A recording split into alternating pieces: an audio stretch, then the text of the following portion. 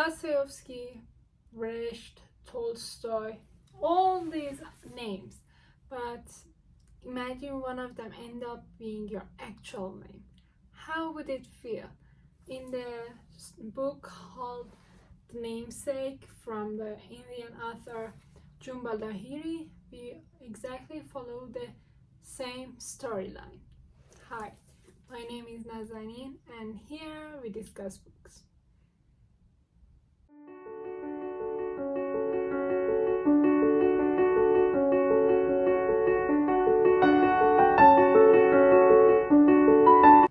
When we were born, we were given a name, and that name is so common, or we get so accustomed to it, that it becomes a part of who we are, aka our identity. The story of the book called The Namesake begins with Ashima's pregnancy.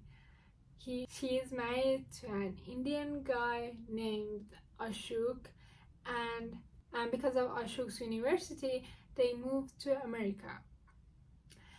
They only married because their family saw that fit, because she knew English and he studied engineering.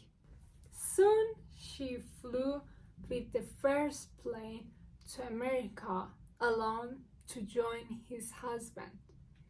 After a while, Ashok opens up to his wife and tells his story.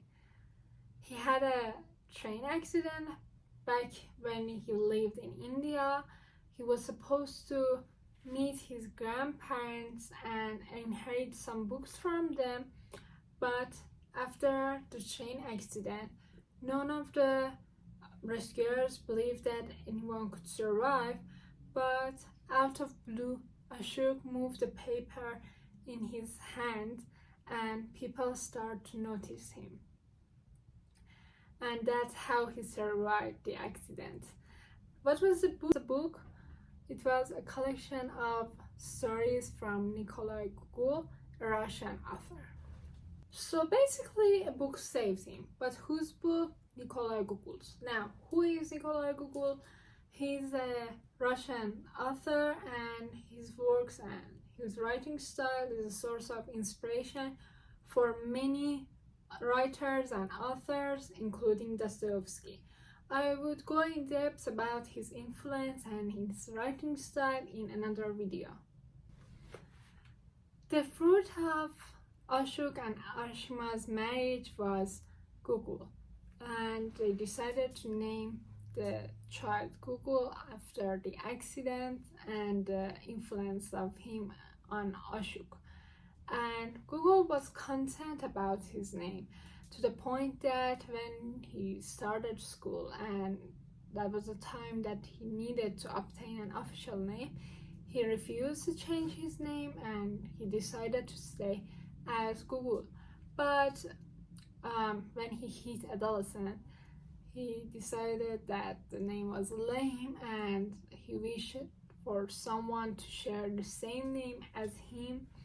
And he detested the fact that he had this name and nobody else has, and he hated when somebody noticed that name. He used to wish for more common name, and I want to remind you the fact that even Nikolai Gogol's name was different, and Gogol is actually a last name. Why I love this book? I guess the simplicity and normalcy of the characters were so intriguing to me. Like, none of the characters were so hardworking or smart or even wicked. They weren't essentially good or even bad. They were just existing and merely could think about anything but themselves, or what they are going to do the day after, or they weren't really aware of the consequences of their actions, and they were just acting so spontaneously, just like we normal people do in our day-to-day life, without any explanation of why we do this or why we do that.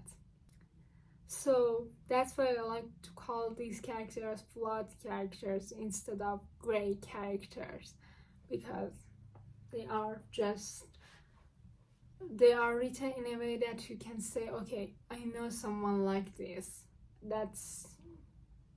I don't know it exactly, but I think it's the same way that I perceive this person, you know. Another really fascinating aspect about this book was striving to be connected with your roots and stay connected with the past.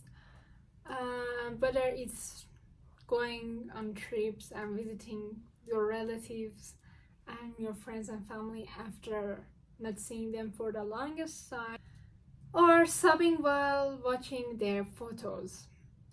A feeling of nostalgia that children could barely understand and adults could not survive without it. This book tackles topics such as immigration, traditions, marriage, love, and dating, and the concept of being lost.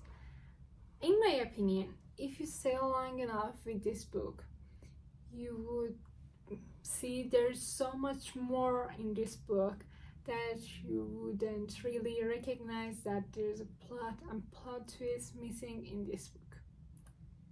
Let's talk about Indian literature and the author Jumpa Lahiri herself.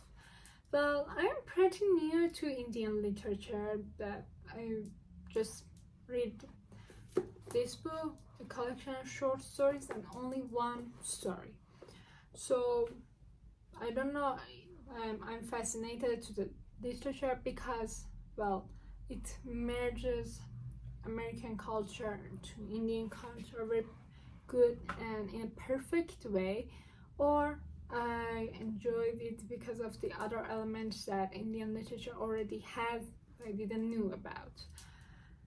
Anyway, I really recommend to read at least one book from the author, and I can say you won't regret it because she has a very perfect combination of Western culture and Asian culture, especially Indian culture, that everyone introduced this author to is in awe of how good this writing style and this author's mindset and the way she writes is.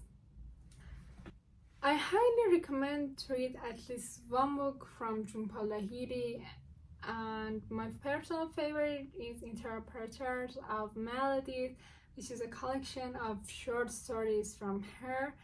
And not only you won't regret this decision, but also you will fall in love with her writing style and her storytelling skills.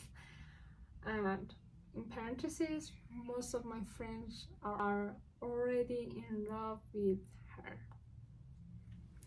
The author is so honest and vocal about being an immigrant and immigration and being a first generation immigrant from a culture who is so dependent on its roots.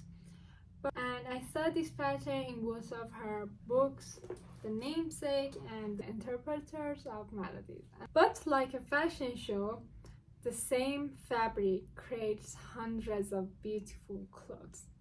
In case of Jumpa Lahiri, every piece is worth watching and wearing.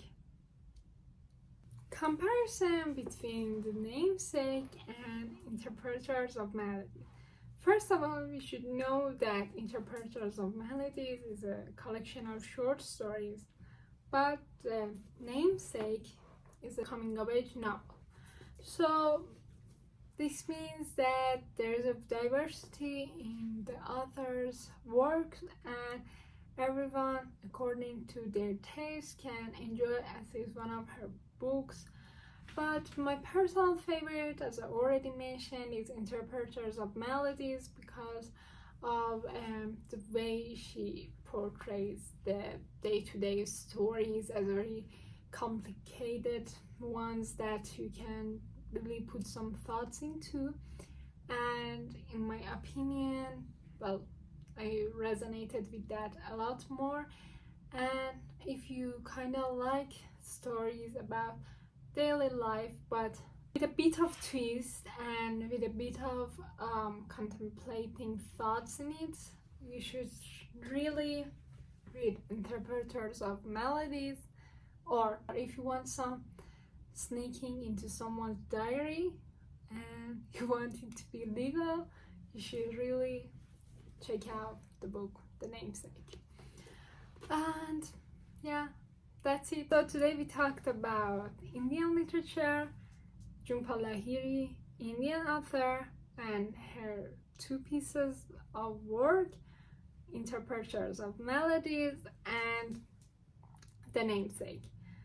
If you enjoyed this video, don't forget to like and comment and subscribe to see more videos like this about other authors and even maybe some different writing style. Let me know if you've ever read anything from Indian literature, or will you read any of Jhumpa Lahiri's works. See you next week. Bye.